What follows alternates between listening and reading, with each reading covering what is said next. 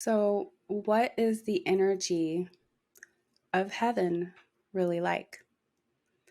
In this episode, I'm going to share a little bit of a detail of what I experienced with some astrological travel and speaking with spirits on the other side.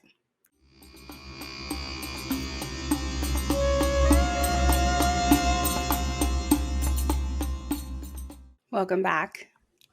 My name's Angie, and I'm an intuitive life coach, psychic medium, and an author. And I come and bring intuitive messages that I receive in my spirit to help you all align with your highest self and trust your intuition and grow spiritually. So, what are some energy shifts that might happen when a spirit leaves their body and goes back into what we call heaven? A little background on me. This book that you see right here behind me is my first book. And in this book, I talk about my deconstruction from religion. There's a lot of people going through a deconstruction right now and kind of waking up to different beliefs. And it can be a scary process. It can be confusing sometimes when we're not really sure what we believe or how to believe or anything. There's a period of time that I think a lot of people that go through a deconstruction begin to wonder, like, what do I believe? Is there a God? What about Jesus? What about all of these things I've been taught about forgiveness or hell or things like that? And I want to cover just a little bit of that in this episode.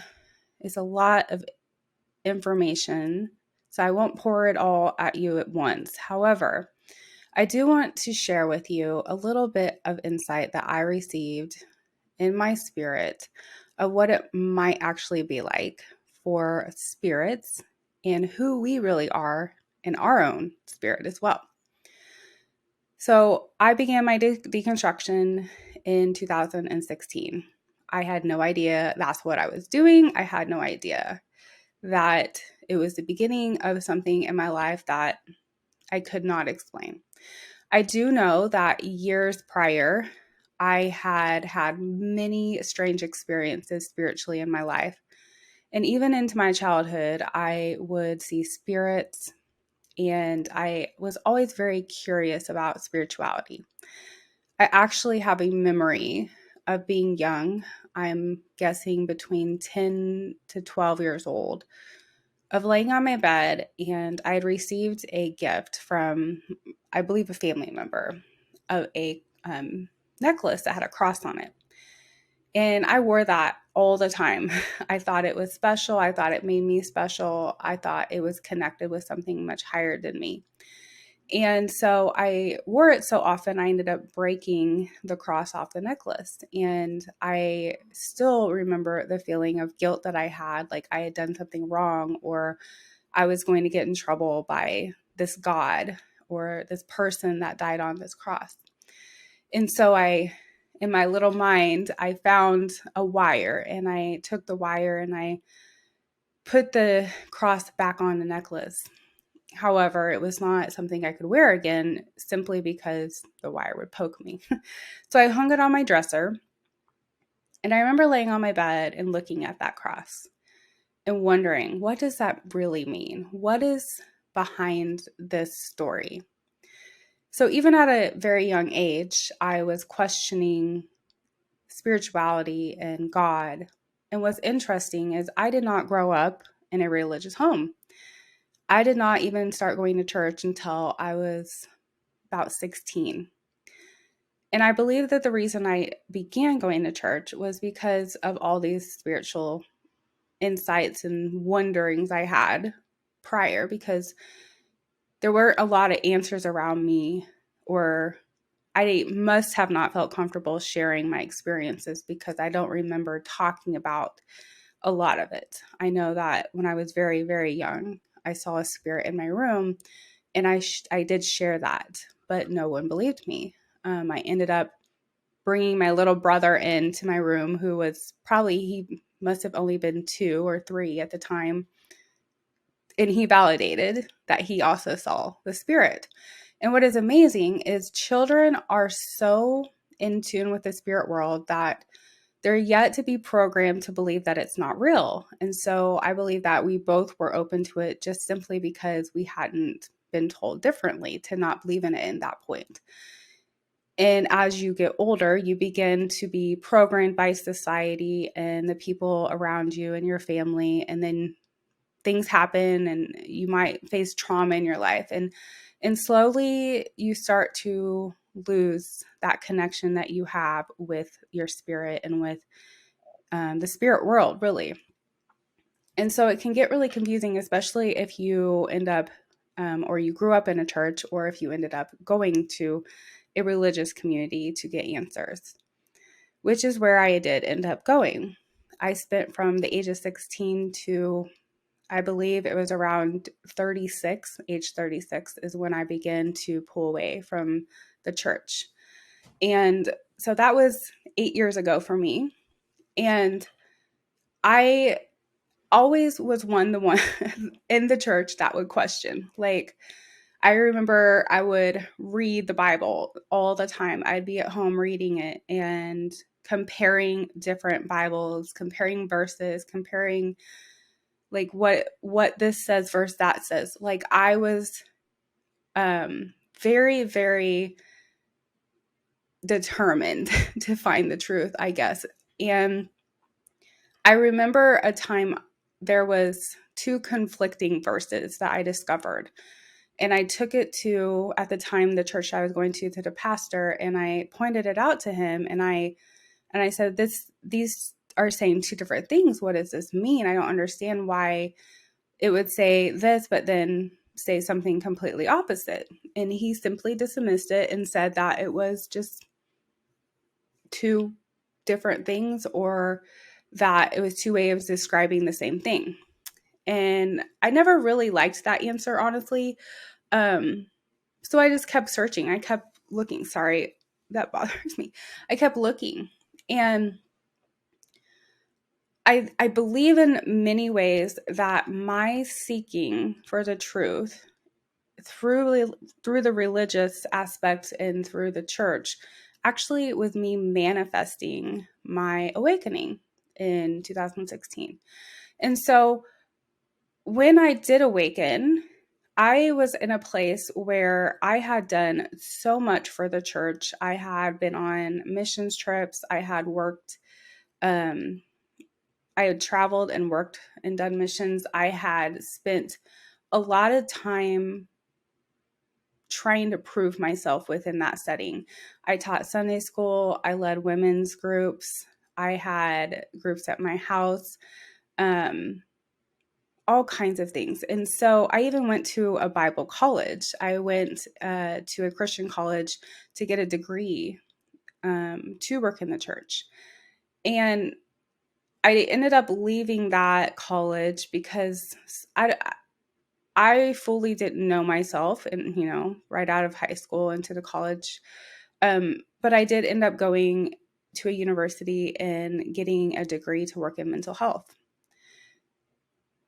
And in all of my learning and my programming, basically within the church, there were always people around me that I believe God put in my life to challenge me and to show me a different perspective of maybe what it's like in the spiritual realm, or in spiritually for us, basically.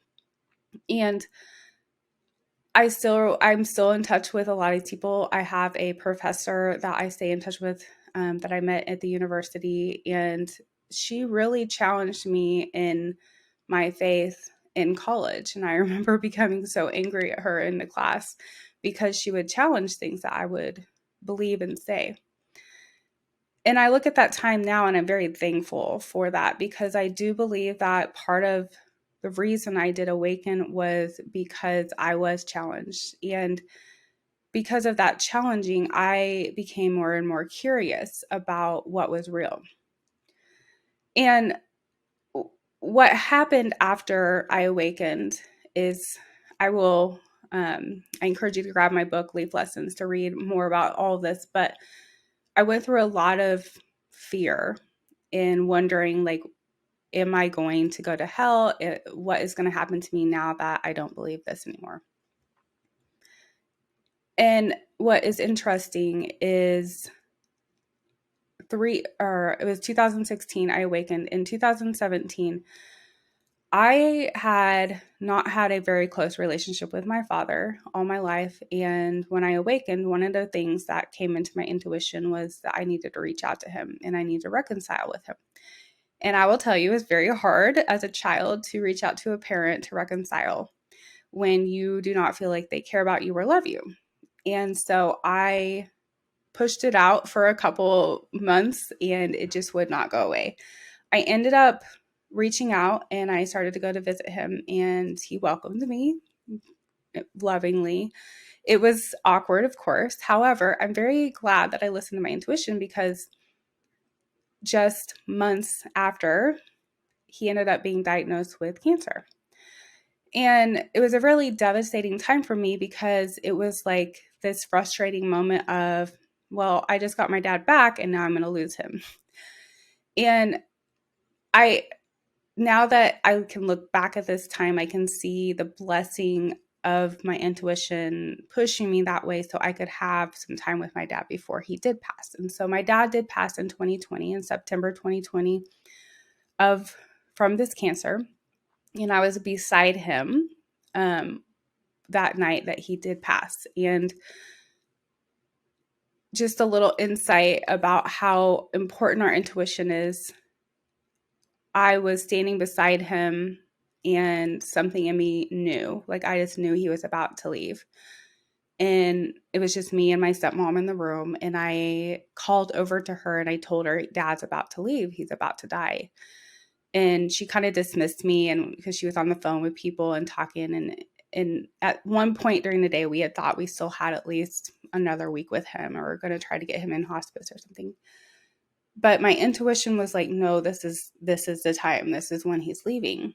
And so I called over to her, and she was like, no, it's fine. And I was like, no, you need to come now. Like, he's going to leave.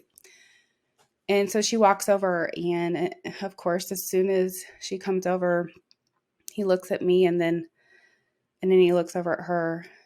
And it was this moment of, I remember standing there and just soaking it in and watching.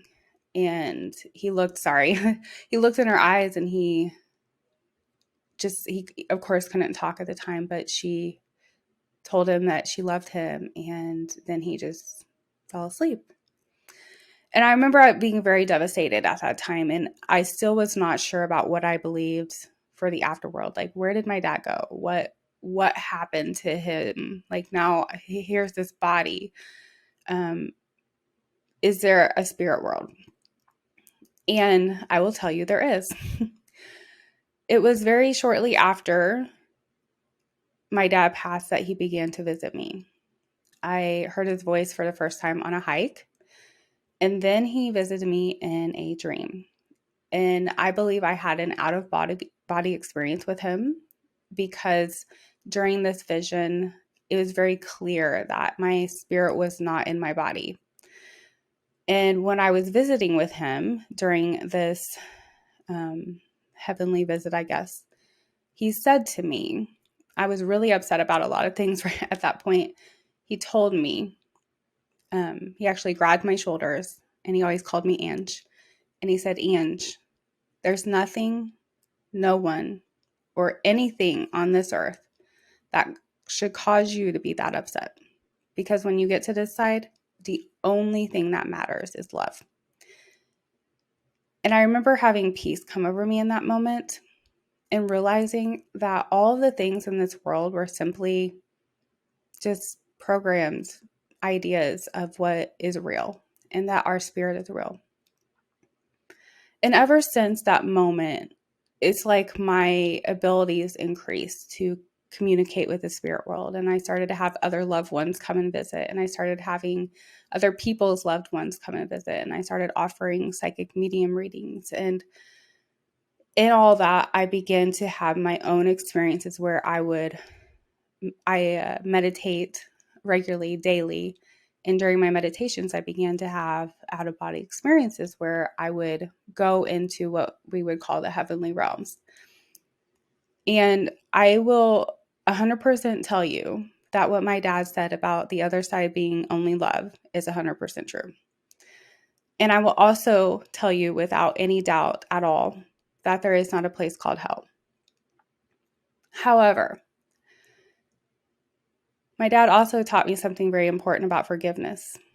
And that even as a spirit, when he went to the other side, he explained to me the process of judgment that he was going through. And if you've been in religion, you have been taught that God judges us and then decides whether we get to stay or go. You know, are we going to be in heaven or are we going to go to hell? And this is not true. God does not judge us, first of all. And if we really look at it from, I'll get a little woo-woo for you here, we are God. And so if we want to say God judges us, then he does, or it does. It is not a he. So we're judging ourselves when we get to heaven. But the way that we judge ourselves is we experience that lifetime that we just lived, not only from our life, but from the lives of everybody around us that we influenced and that we spend time with. So when he got to the other side, he began to understand how I felt during my lifetime and how he impacted my life and how the absence of him being in my life caused me to feel a lot of insecurity and pain. And he came to me and asked me for forgiveness. And when he did, I was confused because I'm like, I have forgiven you, Dad. But he explained to me that the reason that it is so important to forgive and to let go and to actually heal from the pain that is caused is because that karmic energy stays in your spirit. And him on the other side in this blissful love still felt a connection to the karma that he caused me. And he wanted me to release it. And so I was giving him a gift in many ways of forgiving and healing from the pain that I held in my body that he had caused. And when I released that and I forgave him and I healed, he was able to move into a new energy in heaven. And this is when I realized that there really are layers of frequency and energy in heaven. Now, I can't tell you how many layers. I believe there are probably so many that we do not understand in our human mind. However, I do know that he was able to enhance into a new frequency in his spirit.